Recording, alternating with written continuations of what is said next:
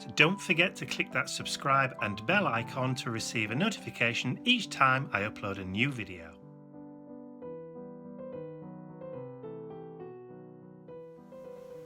Hi everyone, it's Mike here. So today I'm going to be creating another page, an ad hoc page in my Rogues Gallery art journal, which is the one with the clusters.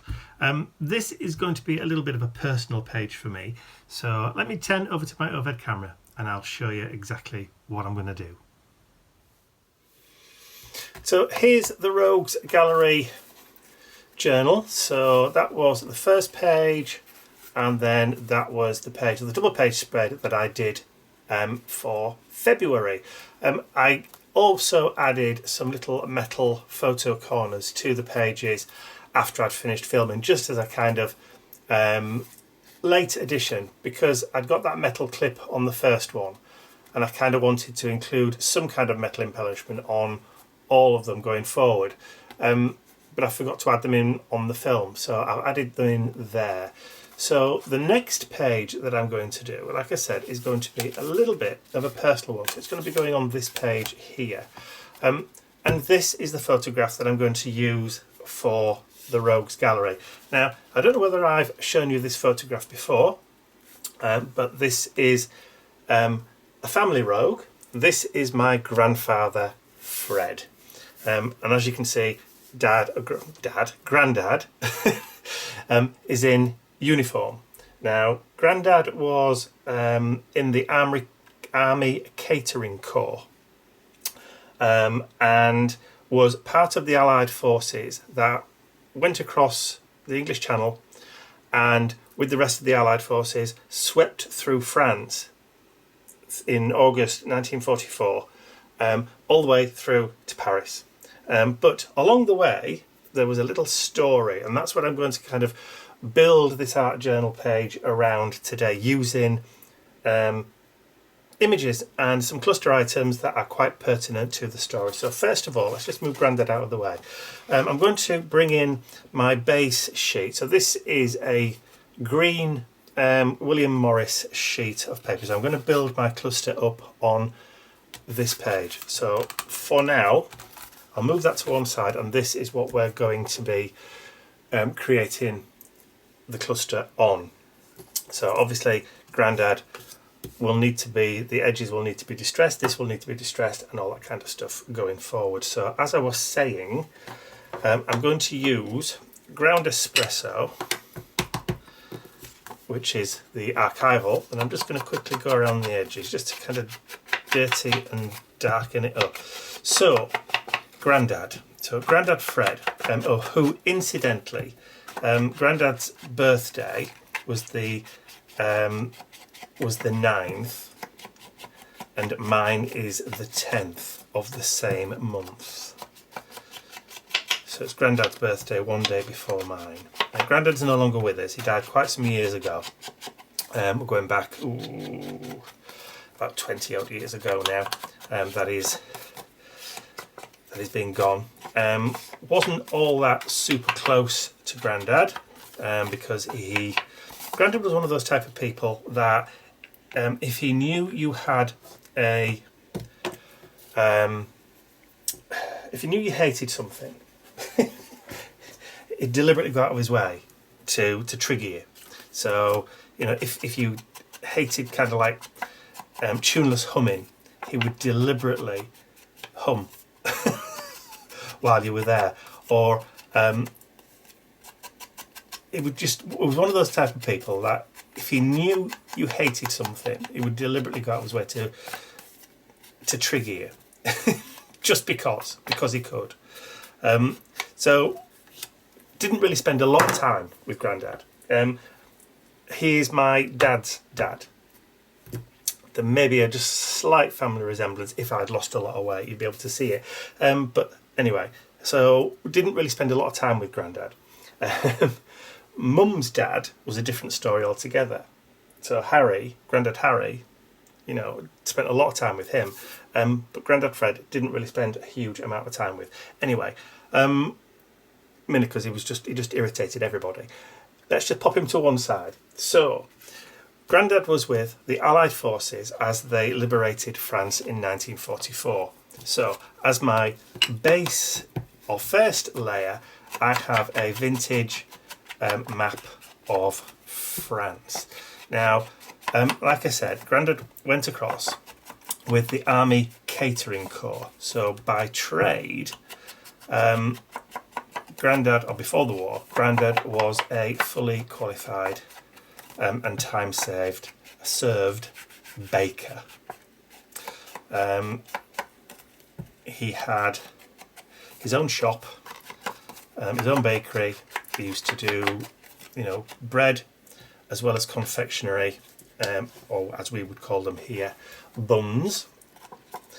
So when he was called up, he went into the Army Catering Corps.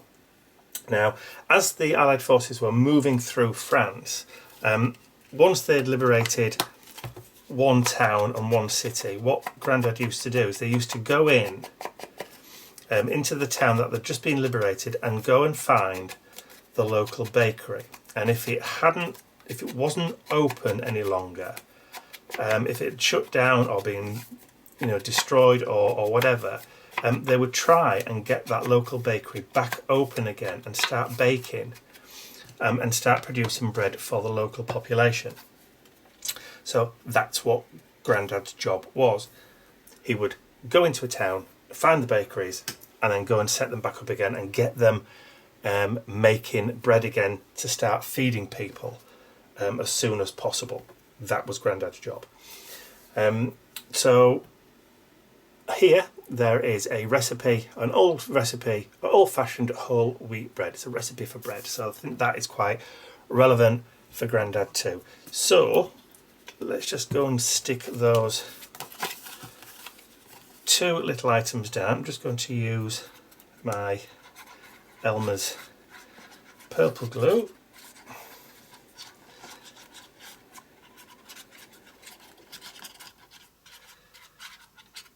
There we go. So I'm going to stick that down like so towards the top, and then I've got my recipe for the bread, which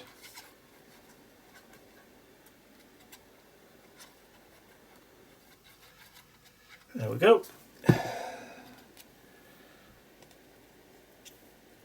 So there, just kind of line that up.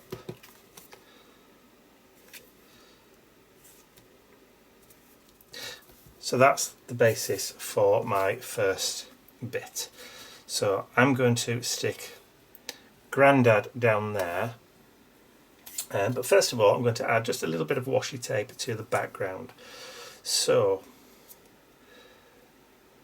back onto the story of Grandad. So let's just grab some of that green washi tape there. I'm going to add just a little about there. I've tried to use greens and browns,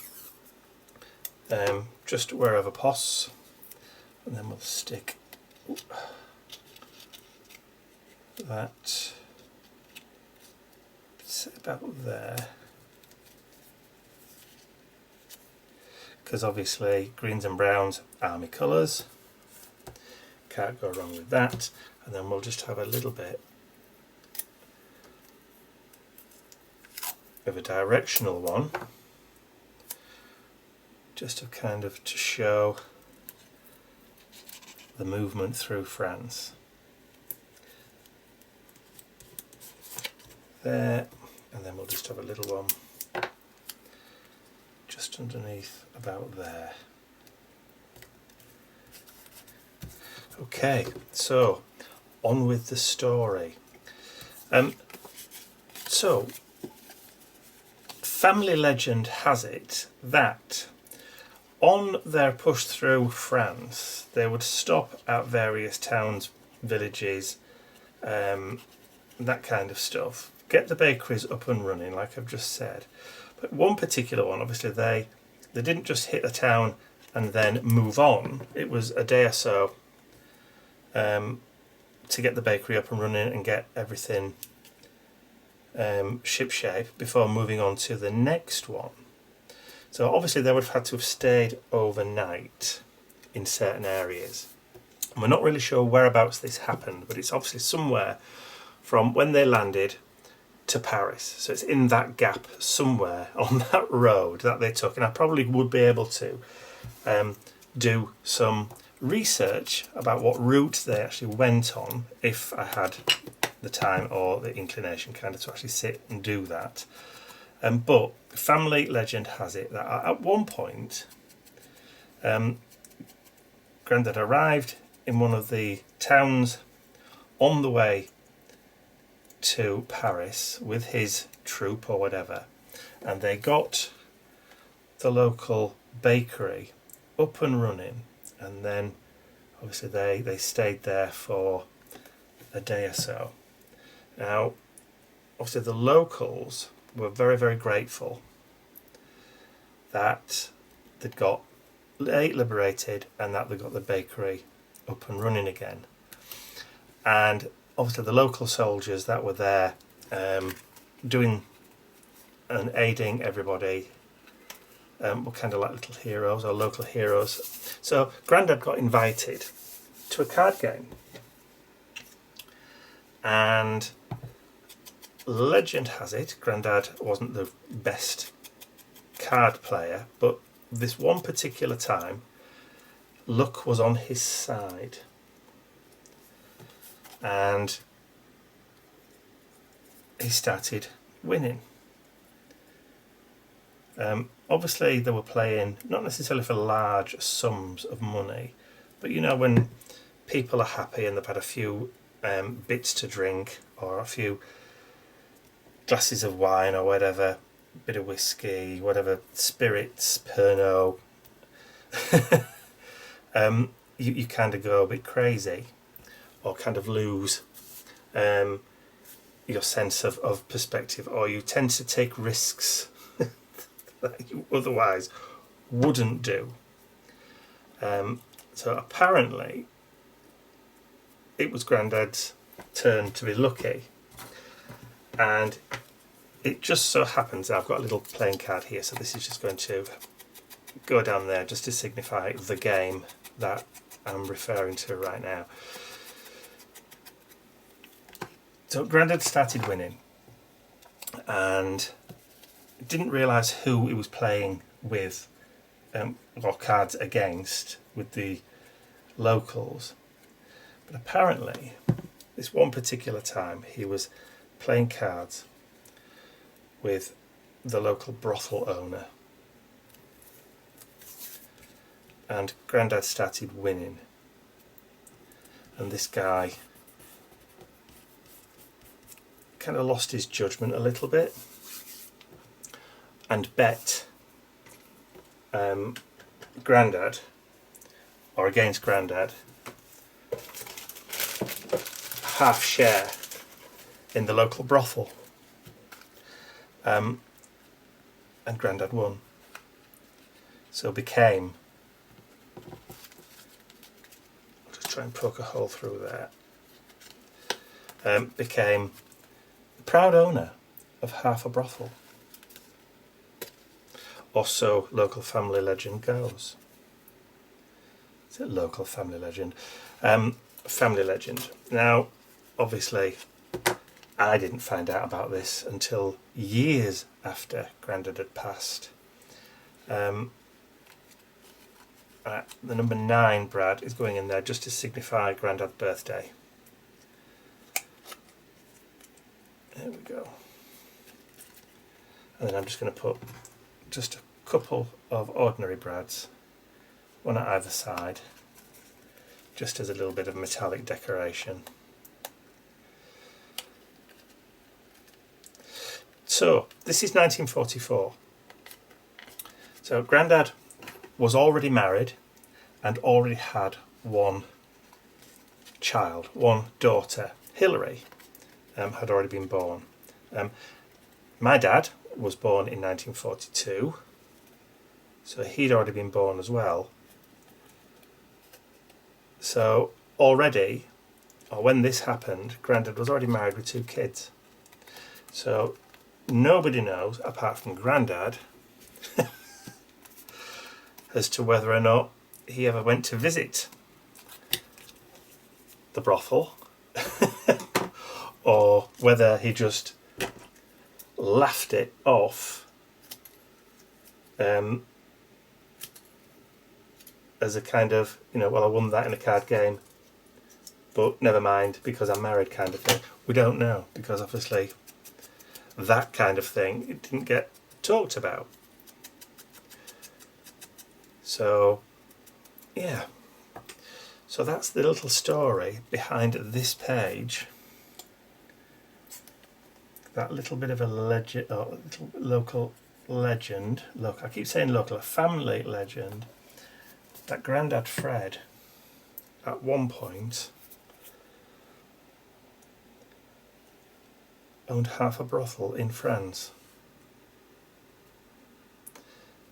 But how true that actually is, only history and the annals of of time would know, because obviously Grandad's gone, Grandma's now gone, so we can't really ask whether or not it's a true story or not. But even if it isn't a true story, it's still kind of amusing that Grandad won half brothel in a card game in France during the war. So when he came home after the war, obviously his own bakery had gone, because he obviously had to give it up when he was called up, so opened up another one and then carried on selling bread for many years after, until he retired. So, which is where Dad got his baking skill from, and obviously that was passed on to me. Not that I do a huge amount of baking these days, because, you know, I don't want to take Ian's thunder away from him, but I do baking every so often, but not hugely. But there you go. So there is my Rogues Gallery page, an ad hoc one. So that's my grandfather, the brothel owner, August 1944. So I hope you enjoyed watching me put that together, and also just listening to me ramble on about a little bit of my family history, regardless of how true it is. Who knows? So I hope you've enjoyed that. If you have, please remember to give the video a thumbs up, share the video with your friends, and if you haven't subscribed to my YouTube channel already, you can do so by clicking the button at the end of the video. That's all from me for now. I'll see you all again very soon. Bye for now.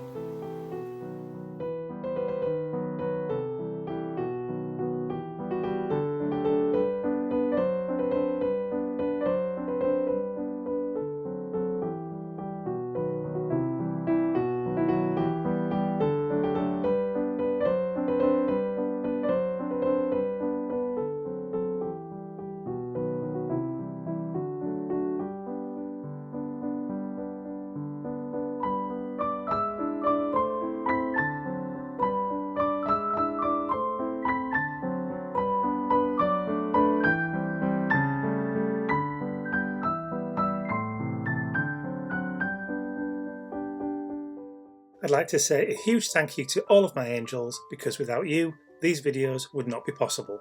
Thank you.